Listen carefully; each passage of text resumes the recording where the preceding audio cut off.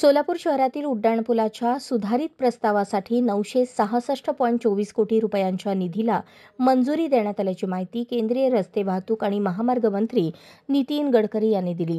उड्डाणपुलाच्या कामाला सुरुवात होण्यासाठी पालकमंत्री जयकुमार गोरे, आमदार सचिन कल्याण शेट्टी आणि आमदार देवेंद्र कोठे यांनी केलेल्या पाठपुराव्याला यश आले आहे। 2015 साली सोलापूर शहरातील जुना पुणा नाका ते पत्रकार भवन तसेच जुना बोरामणी नाका ते पत्रकार भवन असे 2 उड्डाणपूल मंजूर झाले आहेत। उड्डाणपूल मंजूर होऊन 9 वर्षे उलटली तरीही तांत्रिक कारणांमुळे उड्डाणपूल बांधण्याच्या कामाला विलंब लागत होता।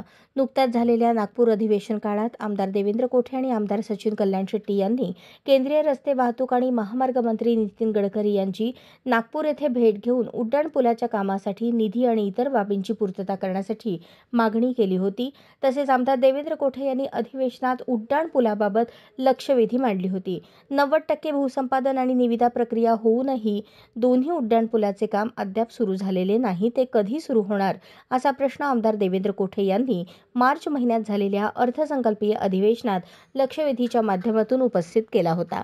यावर उद्योगमंत्री उदय सामंत यांनी तसेच नगरविकास खात्याने सकारात्मक उत्तर देत लवकरच उड्डाणपुलाचे काम सुरू होण्याकरता शासन स्तरावरून प्रयत्न होतील असे सांगितले होते।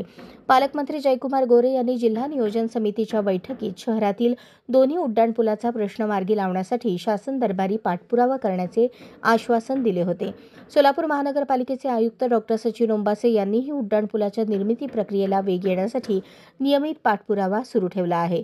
पालकमंत्री जयकुमार गोरे, आमदार देवेंद्र कोठे आणि आमदार सचिन कल्याण शेट्टी यांच्या यशस्वी पाठपुराव्यामुळे केंद्र शासनाने सोलापूर शहरातील दोन्ही उड्डाणपुलांसाठी 966.24 कोटी रुपये दिले आहेत। आता उर्वरित भूसंपादन आणि तांत्रिक बाबींची पूर्तता झाल्यानंतर उड्डाणपुलाच्या निर्मितीची प्रक्रिया मूर्त स्वरूपात येणार आहे। अशाच नवनवीन अपडेटसाठी जनता राज्य न्यूज चॅनलला सबस्क्राइब करा, लाईक करा आणि शेअर करायला विसरू नका।